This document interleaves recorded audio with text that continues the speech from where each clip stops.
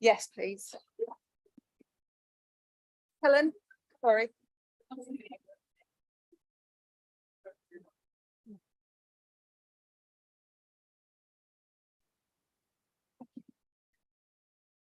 Thank you.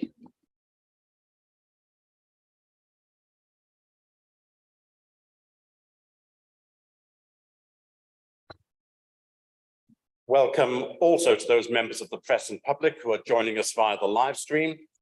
And during the live broadcast, members and officers are asked to please ensure that mobile phones are placed in silent mode and that microphones are switched off when not in use.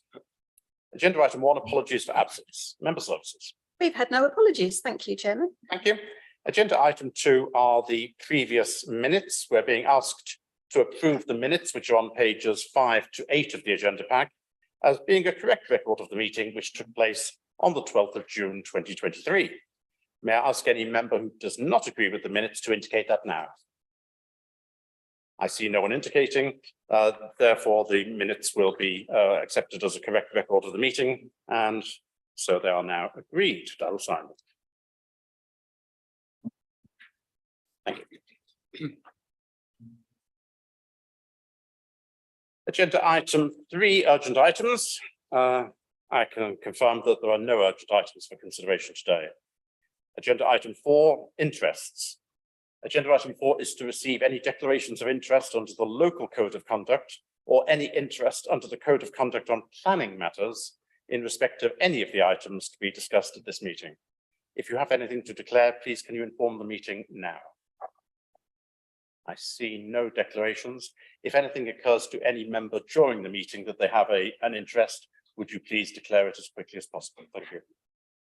Agenda item 5 is the annual report of the Council for 2022-23, which is on pages 9 to 32 of your agenda pack. I shall present this and propose this. May I have a seconder, please? Councillor Mrs. French, thank you very much indeed. This report, very briefly, which I hope you've all read, fairly coherently, very simply and straightforwardly explains what it is that we did in the last 12 months. It shows, as it states, a clear performance towards the achievement of our corporate objectives and priorities. It is only a summary document, however, and there are many more projects that are ongoing that aim to improve the quality of life for Fenland's residents. So this sets out the high level corporate achievements that are linked to the priorities in our business plan and which are reflected in the Council's budget. And they're divided into 4 categories: communities, environment, economy, and the relatively new one of quality organisation. And on the subject of quality organisation, all the details are in the report. I won't read out the report, but on the subject of quality organisation, what's not in the report is that one of the measures of a quality organisation is the minimising of the number of adverse findings that a council has against it from the local government ombudsman. Now, we won't get the official letter from the local government ombudsman for last year until probably sometime next week, but it very much looks as though for the 4th year in succession, this council will have no negative findings against it from the local government ombudsman, which is something of an achievement and shows administratively that we are very much on top of the game that we have to play. But the very important thing is it's an ongoing situation and we always have to be vigilant on that. We always have to work at that. But if we do end up, as I suspect we will, with a 4th successive year of no complaint upheld against us, that really is an achievement over the course of the whole term of a council. So Cabinet is being asked to note the achievements which have been made in delivering the Council's corporate priorities, and I'm asking Cabinet to approve the annual report of the Council 2022-23 as printed. I have a seconder, thank you. Anyone want to make any comments? Councillor Miscandle. Thank you, Chairman. With the possibility of a 4th year of commendable performances, I think this should be advertised in a way that the public will understand it, that we are working for their benefit. Thank you very much indeed, Councillor Miscandle. You must have been reading my mind because I made exactly the same point to the relevant officer less than half an hour ago. And once we see the comparative figures from elsewhere, then we may be in a position to put something out into the public arena, which will demonstrate what our record is. Any other comments from anyone? No, thank you very much indeed. Then we're being asked to note the achievements and to approve the annual report. Those in favour, please show. That's unanimous. Thank you very much indeed. Moving on to agenda item 6, which is the Council Revenue and Capital Outturn Report for 2022-23, which is to be found on pages 33 to 42 of the agenda pack. I will propose this. Again, may I have a seconder, please? Councillor Miss Hoy, thank you very much indeed. Again, I won't go through the whole report. You'll have read it for yourselves, and there's no need for me to read everything out. But just a few highlights. The first is on the capital side, and often the capital programme doesn't get the attention it deserves. But on the capital programme, we are technically underspent in the year by £949,000. Now, that's a technical underspending as much as a real underspending, because part of it is to do with reprofiling of the grant schemes for regeneration projects, and quite a bit of it is to do with timing differences. But nevertheless, we do have that underspend of £949,000, and a report will come to Cabinet in September about the position that we've got on the capital programme. On the revenue side, we ended up with a surplus of income over expenditure of £799,924. And just to make life easier, from now on, I'll just talk about everything in round thousands, if you don't mind, so I can remember those numbers. So we have an £800,000 surplus of income over expenditure in the year for the revenue budget. And it's interesting to see how that has developed. We started off in the budget with a forecast deficit, or not technically a deficit, it was a forecast requirement to use reserves of £200,000, but I'll call it a deficit because we know what that means. It wasn't technically a deficit budget. So we forecast a deficit in the budget of £200,000. When we had our December update, that deficit was only slightly reduced to about £197,000. By the time we came to the February report, it was forecast that we'd end up with £69,000 surplus in the year, and we've actually got, subject to audit, a surplus of £800,000 in the year. And that will take the budget equalisation reserve up to over £1.8 million. And members will recall that the budget equalisation reserve is there to ensure that we can afford to keep the council tax reasonably low. And rather contrary to my expectations, it hasn't been necessary to utilise that at all since it was formed 4 years ago. We've just added to it every single year. And that is partly because of what I have been saying for the last 5 or 6 years, that there is systemic under-budgeting in the council. Now, we tried to alleviate that to some extent in 22-23 by budgeting for a £200,000 deficit, I'll call it. And in 23-24, in the current year, we've tried to allow for that by reducing the council tax by 2%. But I want to emphasise that when talking about systemic under-budgeting, I have no intention, and I'm not implying any criticism of our officers, of our finance officers. In fact, I've asked our officers to continue to budget in the prudent way that they always have done. And there are 2 reasons for that. The first is consistency. It's really important when we see our figures that we know from year to year that they've been produced on the same basis. And I very much value the fact that our officers produce those figures for us on a very consistent basis. But the second problem is that it's increasingly impossible, in my opinion, to predict what central government funding we're going to receive in the next 12 months is going to be. And it's become almost a lottery as to what we receive and what for. Now, I'm very confident to predict that in the remainder of this financial year, we're going to receive quite a large amount of money from central government. I can't tell you what it'll be for, can't tell you how much it'll be, I can't tell you what it will receive, but on the basis of what I've seen in the last 3 or 4 years, I'm very confident that there'll be quite a bit of money coming in which we haven't budgeted for. Now, we could always ask officers, oh, just put in a round figure, put in £1 million and say, we'll get £1 million, we don't know where it's going to come from. But that probably isn't the most, well, it's definitely not the most prudent thing to do.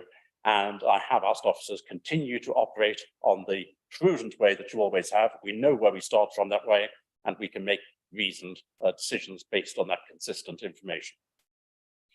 One other thing which is mentioned in the report is the the fact that we've extinguished the £1.85 million worth of liability that we had towards the A14 improvements where we were meant to pay the Department of Transport.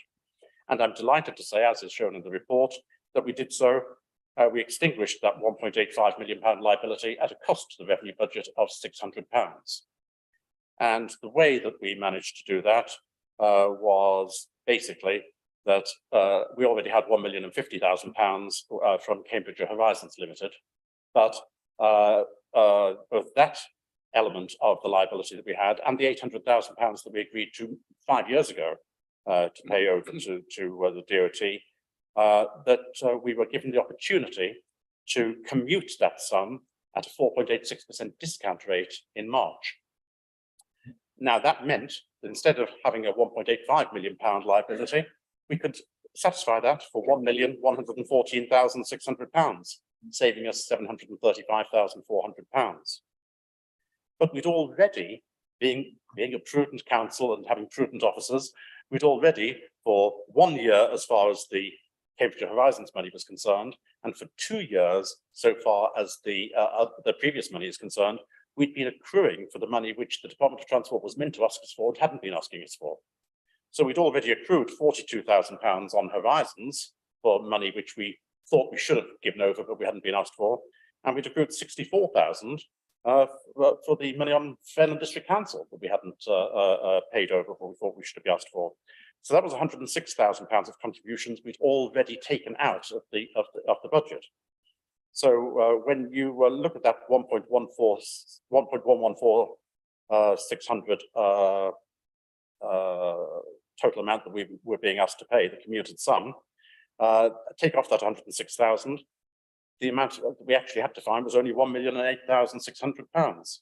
Now we had £1,050,000 in cash from Cambridge Horizons. 42,000 of that was taken over, was allowed for in the previous year, leaving us cash available of £1,008,000, as opposed to the liability which we were being asked to pay of £1,008,600.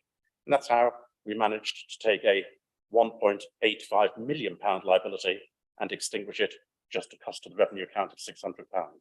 Now, it's not as simple as that, of course. There's a lot more complications involved in that, including, for example, that we now have £32,000 a year that we had been planning and budgeting to pay off for the next 25 years, that is no longer required. We no longer will need to pay that money off. But we'll also have less cash in hand than we otherwise would have done, and there's cost of that. And also, everything I've been talking about so far doesn't really take into account the cost of money so far as time is concerned. But even allowing for all of that, that explains why the paper says that we managed to extinguish that £1.85 million liability at a cost of £600, which seems rather counterintuitive, but nevertheless is correct. I think I've probably said enough about that. I'm opening the subject up to discussion. Councillor Mrs. Fletcher. Thank you. I think in your report it says about the 14 should be noted. I think you should, yourself and officers should be congratulated. I mean, that's such a fantastic saving towards this council. So well done to you all. That is very much appreciated. I have to say that officers recognised immediately the value of it. And when they brought it to my attention, I agreed at a moment's notice that it obviously would make sense. But even then, neither, I think, officers and certainly I didn't appreciate that we'd end up with such a low cost to the revenue account to settle that liability. Any others? Oh, Steve. Yeah, thank you, Chairman. It's easy when you're being presented with a financial report like this, certainly if you're just a member of the public, perhaps, to go kind of a bit glassy-eyed. There's a lot of figures get reamed out and you can get lost in the detail. And I think it's quite important to highlight that actually something extraordinary is going on at Fairland District Council. I often speak to councillors on other councils. I'm in touch with lots of them. And what you hear quite often is officers have told me, if we don't do a big council tax increase, it's going to be catastrophic. And this thinking often filters down through councillors who perhaps haven't got the ability or the time to look deeply into some of the financial details. And then other councils see it going on and it's almost contagious. And we are doing something different here. What we're doing is we're not stopping at the easy thing to do. We're saying we want to look at every penny. We want to make sure that we maintain our services, but that we control council tax rises, which we've done for years now. and that we want to do it while still providing fantastic service. And it's good political leadership, but then the officers take it and do the miracle work, make it all happen. And so it's such a strong bit of teamwork that's going on. I actually think it's a shame people can't see sometimes how different this is to many other places. There are other councils, I think, that would do well to come and have a look at some of what we do here. Not that it's all perfect, but the thinking and the teamwork across officers and councillors is leading an obvious, clear direction. You can see where it's going, and where it's going is a strong council, great services at affordable prices, without this idea that it must go up and up and up with a bottomless pit for the taxpayer.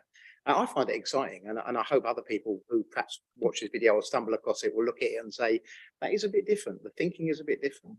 So I just wanted to make that point. Thank you. I'd like to thank you for those comments, Councillor Tierney, and particularly the comments you made about officers and the part they play in all of this, which is absolutely crucial.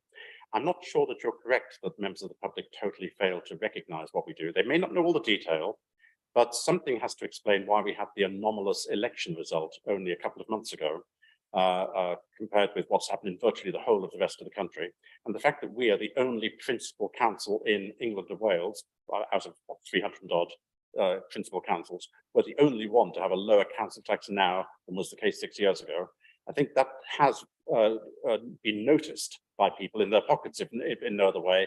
And I think it's something which they approve of, so long as we continue to provide the services, the basic services, which are required by members of the public. So thank you very much indeed for those comments, Councillor Tierney. Anyone else with any comments, any questions? Nothing else, no? Then we're being asked to approve, I believe, let me make sure I get it exactly right. We're being asked to note the outturn for the council's general fund services in 2022-23 as detailed in Appendix A and Section 2, that we note the transfer of the underspent of just under £800,000 to the budget equalisation reserve, that we note the reasons for the variations from revised estimate, that we note the current position on the Cambridgeshire Horizons Reserve as detailed in Section 3 of the report, that we note the payment and funding of the A14 contribution as detailed in Section 4 of the report, and that we approve the proposed capital funding schedule for 22-23 at Appendix B, letter I. All those in favour, please show.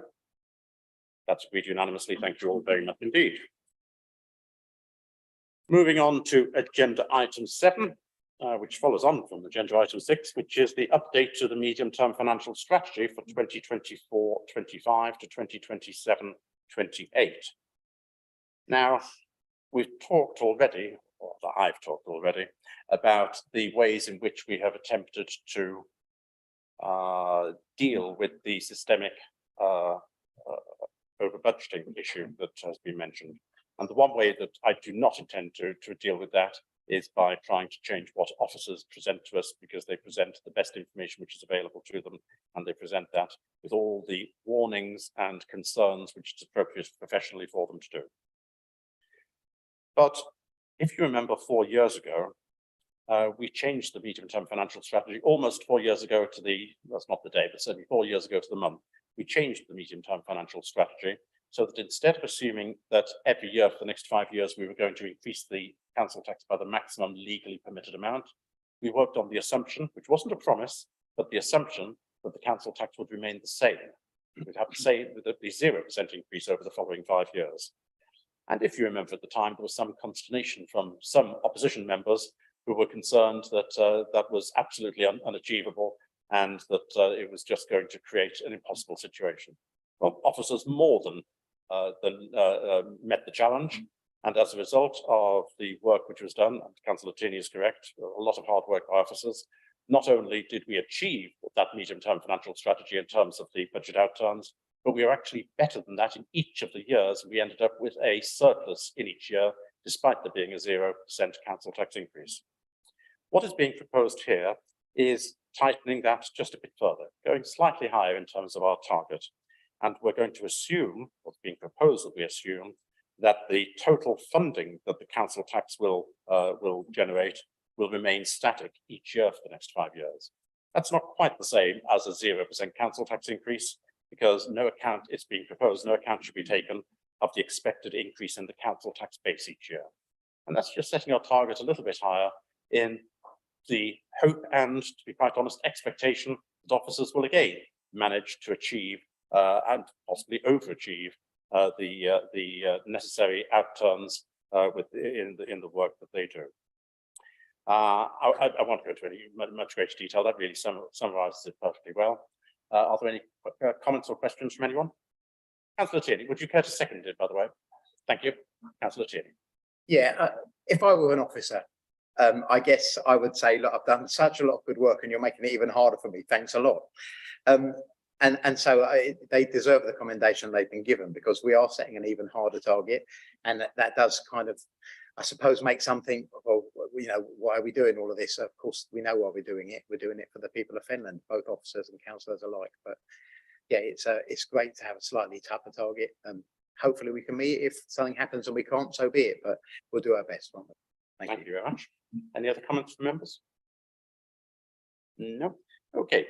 So the proposal, the recommendation is that the medium-term financial strategy be repositioned by keeping the cash amount of council tax raised at the current level rather than the previously adopted 0% increase, while recognising that the council continues to face significant financial challenges and uncertainties that may not allow this ambition to be met.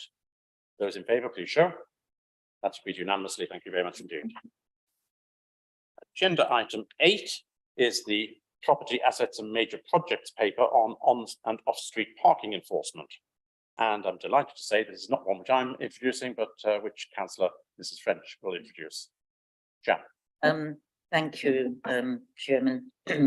Well, it is a very lengthy paper. It is an update. It is deeply disappointing. We sat here 4 years ago and agreed to move forward with civil parking enforcement. Unfortunately, the hurdles that we have come across due to County Council's new structure, we'd hoped by now we would have actually introduced it. I know we've had COVID in between, but the amount of money that is now being asked to actually upgrade all the signs and illegal lines, I believe it's 88% across the whole of Finland are illegal, something like 1,200 signs and lines. It is disappointing. We do have a meeting on Friday to see how we can go forward. That's all I can tell you at this time, but deeply disappointing. Thank you very much. I'm happy to second this. And yes, it is very disappointing, first of all, that we still don't have any reasonable agreement from County Council about a draft agency agreement. Secondly, we don't have any reasonable agreement from County Council about a proposed service level agreement. Thirdly, and maybe most crucially and immediately, we don't have any reasonable agreement from County Council about meeting the shortfall in funding, which is required just to bring the signage and the road markings up to the standard which is necessary to hand them over under civil parking enforcement. We're being asked to give advice as to how to proceed with the estimated CPE project funding shortfall. And my suggestion to members, and we can of course debate this and have a different recommendation, but my suggestion is that we go back to County Council and say, this is your responsibility. We're already putting in £400,000 of our market towns money into this to be able to bring it up to speed. It is for you to find the money to bring this up to an acceptable standard, and failure to do so is itself unacceptable. Right, Councillor Mrs. Laws. Can I just add something to that? Surely County Council have a duty of care and responsibility. I mean, this is a legal requirement, so they've fallen short on that requirement. Take you for that. We are currently taking legal advice as to the exact legal liability that there is. There is certainly a liability to take such actions as are required to avoid accidents, but we are taking further legal advice on that very issue, and we hope to have that advice shortly. Councillor Tierney.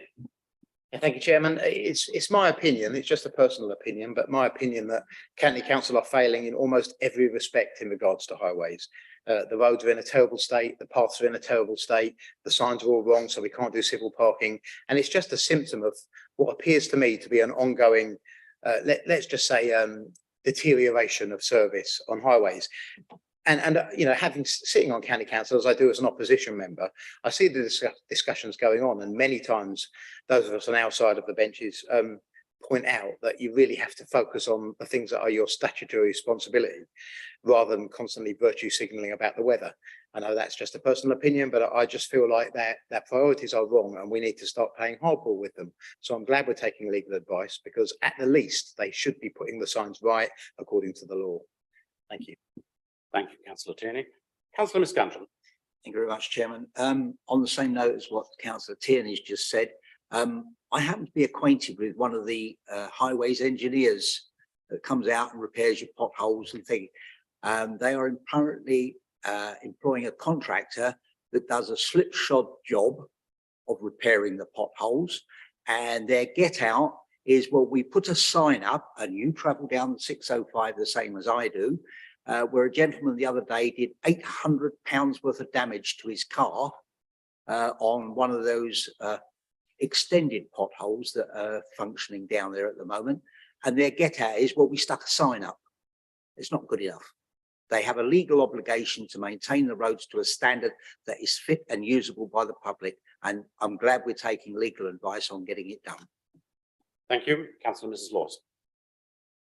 I'm delighted to hear that, because I agree totally with Councillor Tierney. Throw the book at them for all I care, because at the moment, all you see is a deterioration in the services, and especially across highways. I have never seen the towns and the villages look so appalling with the weeds in the gutters. Not only that, the weeds are growing through vital drains that we need for surface flooding. And we've had a conversation this morning about the off curbs. If they fill up, that is the quickest solution for surface water to disperse off roads. And I can see accidents happening. But generally, when you look round, the verges, the cutting back of vegetation, the vegetation's growing over the highway signs, it has been a complete deterioration over the last few years. And I'm so pleased that action's being taken. Thank you. Councillor Ms. Hoy. Yes, thank you. I think part of the problem with the weeds is, I'm not trying to go off topic too much, but as Councillor Laws just alluded to, is that they aren't weed killing anymore because it's friendly for the bees. Now, I wish we could make cuts to service and then pretend that they were environmentally friendly. I'm not sure people would take the same view. You know, if you looked at leisure centres, for example, the most environmentally carbon friendly thing to do would be to close them all down. I'm not sure anyone would support that. So I think that's kind of a bit naughty of them. And also with the highways, I think we aren't going to get a resolution to this. I mean, obviously I'm going to support where you're progressing, but I don't think we're going to get the money from them, because the truth is they just don't want people to own cars. They've not been secret about that. They've not hidden that. They're always talking about congestion charging. They're talking about these 15-minute cities. They do not want people to own cars. And in their mind, and I've heard it in a couple of meetings recently, their argument is Fenland has one of the highest levels of non-car ownership in the whole county. So they're saying because people can't afford to drive in Fenland, that means that we should have more public transport. Now, I don't disagree with that. Who wouldn't want more public transport? I don't think anyone would say no to that. But it also doesn't recognise just how many people that rely on their cars to get to work. And it's those people that are just about managing at the moment that they always seem to forget. So it's gone off topic a little bit, but I just think we're going to be here probably in 6 months and not got a penny from them, because I don't think they're interested in our area at all. Thank you, Councillor Hoy. I think you haven't really gone that far off topic, because all of this is part of this war on motorists, which is being waged by those who see themselves as being the best arbiters as to what people can do, what they should do, and how they should do it, and how they should live their lives. And it's something that we need to resist as much as we can. Any other comments from anyone? No other comments? Right. Well, on page 49, we have some recommendations. The first is to note the progress being made, which we have done. The third is to agree the draft agency agreement, or ask that the project team meet to discuss and agree the draft agency agreement and service level agreement, red flags, which we'd certainly want to be done, but obviously we can't allow those red lines to be stepped over. And the second one was to give some advice about how to proceed with the estimated CPE project funding shortfall.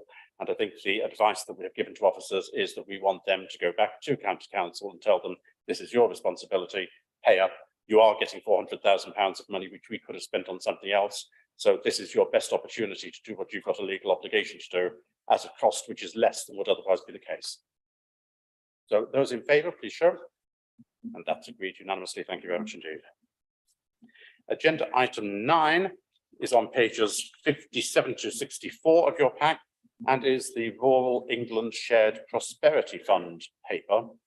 And that's to determine the legal, financial and governance arrangements in relation to the administration of Fenland District Council's RESPF allocation.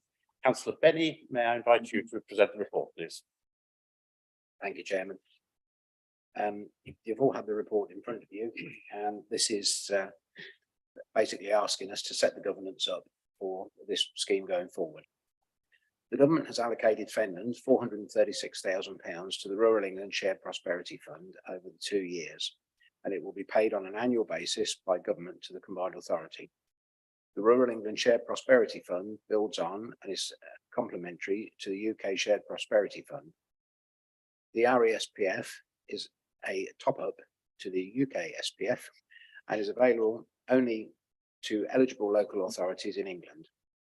The RESPF in Finland covers all of the districts with the exception of Wisbech, which is classed as non-rural urban location. During the 12th of June Cabinet meeting, members formally agreed to accept the 436,000 Rural England Shared Prosperity funding from the Cambridgeshire and Peterborough Combined Authority for a 2-year period, commencing 23-24 and 24-25. During that meeting, members noted that a further report will be presented to Cabinet in July to determine the legal, financial and governance arrangements in relation to the administration of the District Council's RESPF allocation. It is important to note that whilst the final agreement from government on the RESPF funding is still awaited, it is anticipated that this will be provided imminently. However, in order to reduce the risk of not drawing down the whole of the RSPF 23-24 budget, decisions need to be made in advance for the final agreement about how the funding for 23-24 will be utilised.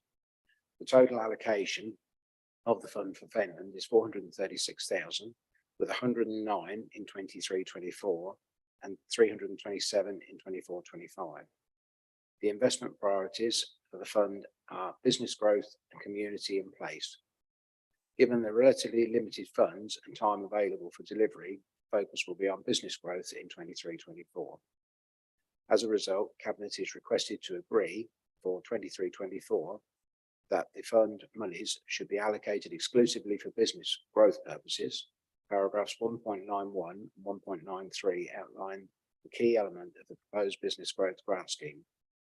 Members are asked to note that the split of the 24-25 RESPF will be allocated between business growth and community and place and will be determined at a future meeting of the Cabinet. Thank you very much indeed, Councillor Benny. I'm happy to second that from the chair. Any comments or questions from any members of Cabinet, please? No comments? Good. Then the recommendation is at pages 57 to 58 of the pack and is that we consider and agree for 2023-24 that the RESPF monies should be allocated exclusively for business growth purposes and that the split of the 2024-25 RESPF is to be allocated between business growth and community and place and will be determined at a future meeting of the Cabinet. Those in favour, please show. That's agreed unanimously. Thank you very much indeed, members. Agenda item 10, which is on pages 65 to 88 of the agenda pack, is for Cabinet to consider and approve the updated statement of community involvement for public consultation. Councillor Laws, please may I ask you to present this report. Thank you, Chair. Every 5 years, the council is required to update the statement of community involvement for the planning service. An updated document has been prepared, which you can find at Appendix 1, and Cabinet is requested to consider its content and approve it for public consultation. The existing document was not found in need of any major changes as it complies with the current legislation. Consequently, the changes being proposed are minor in nature. However, we are still required to update this document every 5 years. Therefore, I am happy to propose that Cabinet approve the draft statement of community involvement for the purposes of a public consultation. Thank you, Chair. Thank you, Councillor Laws. May I have a seconder for that? Councillor Mrs. French, thank you very much indeed. Any comments from any members, please, or questions? None. I'll move that to the vote then. Those in favour, please show. That's agreed unanimously. Thank you very much indeed. Agenda item 11, which is on pages 89 to 90 of the agenda pack, is to provide Cabinet with an update regarding ongoing work related to FDC's properties at 24 High Street and 11 to 12 High Street in Wisbech. Councillor Seaton, please may I invite you to present the report. Thank you, Chairman. Work for the next 6 months following the compound set up adjacent to the Queen Mary Centre will focus on groundwork, piling and underpinning and party wall work. Works to date include the site compound setup has been completed and is working well. Temporary service supplies have been made within the Queen Mary Centre. Vehicle and pedestrian segregation have been established and the traffic management plan implemented. This allows the High Street to safely remain open. There will be occasions for a short period of time where the High Street is closed for lorries to deliver materials. Road closures on the High Street will, however, be kept to a minimum. The environmental cleaning has been completed, but will be ongoing due to the nature of the issue. The site vegetation clearance has been completed, and the hoardings have been erected to section off the site entrance. The scaffolding has been erected for access to install the sensors and carry out masonry repairs necessary. And necessary demolition work has commenced. The next month's activity will include masonry repairs, and that's the party walls, and scaffolding work. On 11 and 12 High Street, 2 options have been developed for the gap site at 11-12 High Street. These have been developed by working with partners, speaking to experienced developers and quantity surveyors. In order for the lottery fund to extend the project date to at least November 2024 to include the completion of the project at 24 High Street, a sector specialist will carry out an options appraisal for 11-12 High Street. This will inform a Cabinet report in September, and the National Lottery Fund will then consider the report and Cabinet's approach to 11-12 and decide if they will extend the project and funding linked to it. Thank you, Chairman. Thank you very much indeed. May I have a seconder for that report? Councillor Tierney, thank you very much indeed.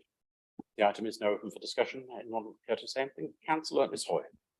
Yeah, just to say thank you really to everyone that made this possible, because I never thought we'd actually see the day then the work started, and it did, so I was wrong. So thank you very much that it's got to this stage. Thank you, Councillor Hoyle. It's one of those rare occasions where it's nice to be wrong. Councillor Tierney. Yeah, it's been a long time coming and there's been a lot of hurdles on the way, but it is good to see the work finally starting.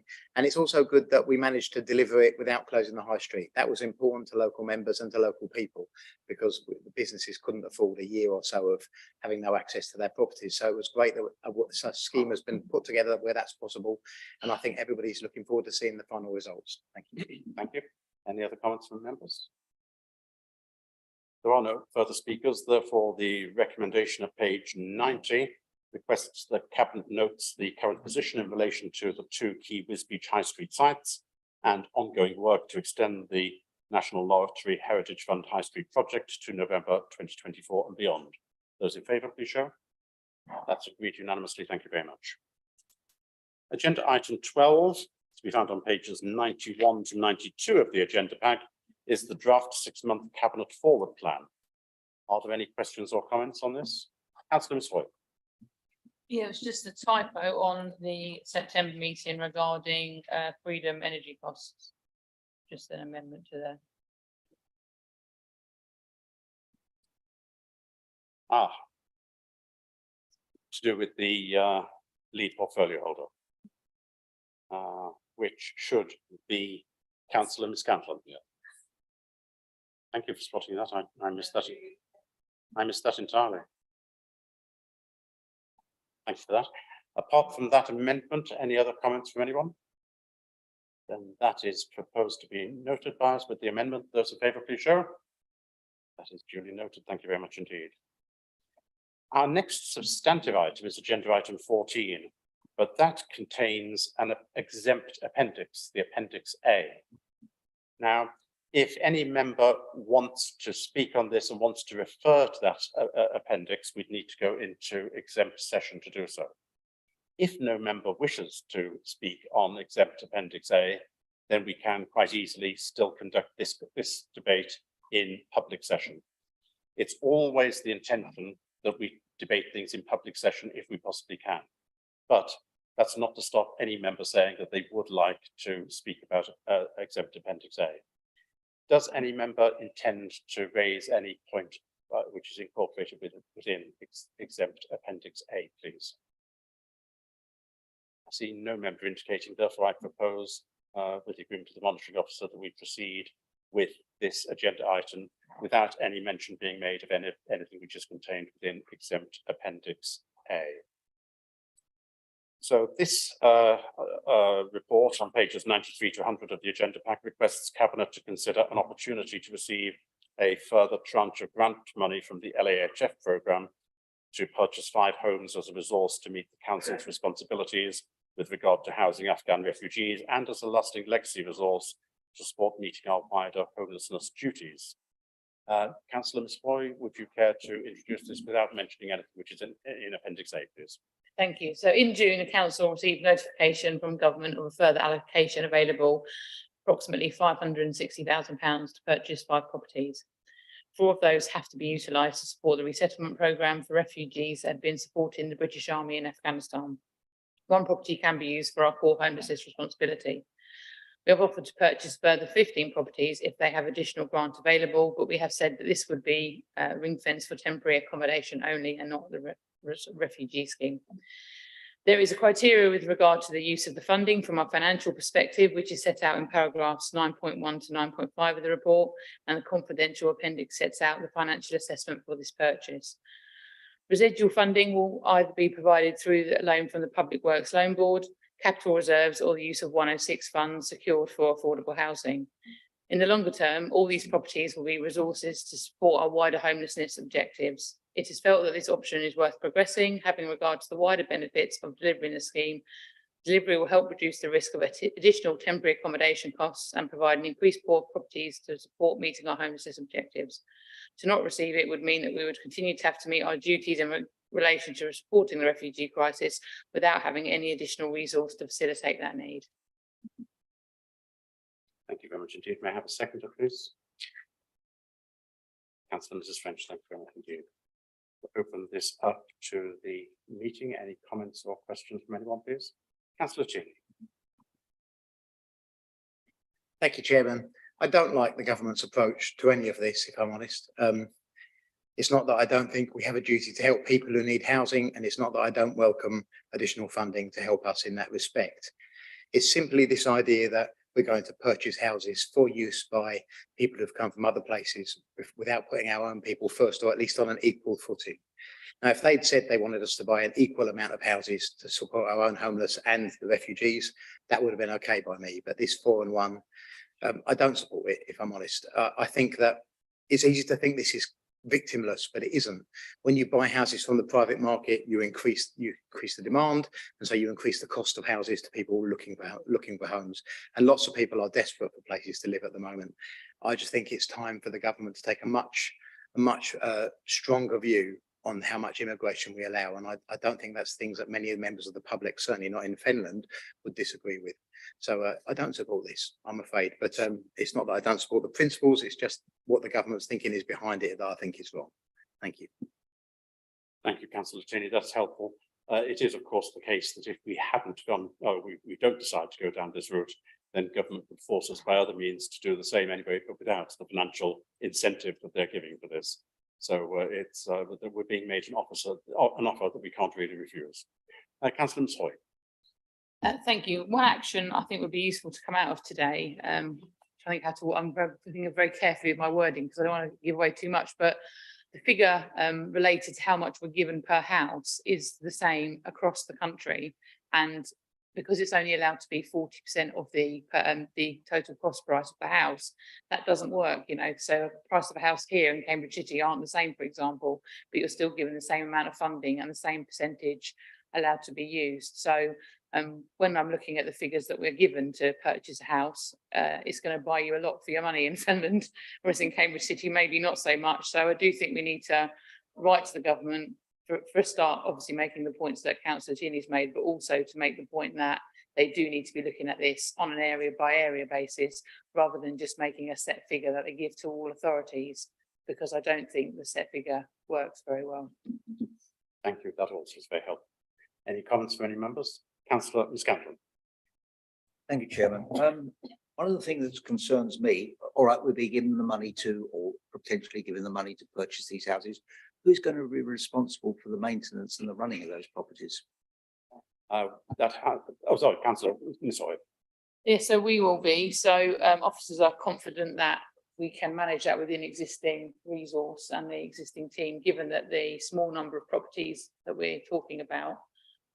So that'll be interesting to see how that works out. I think that'll be, in a way, a bit of a useful exercise, because I think we might look in future to actually deliver other houses not part of this scheme, sort of separately to that. So if it's something we can do and we do well, it will be kind of learning for the future.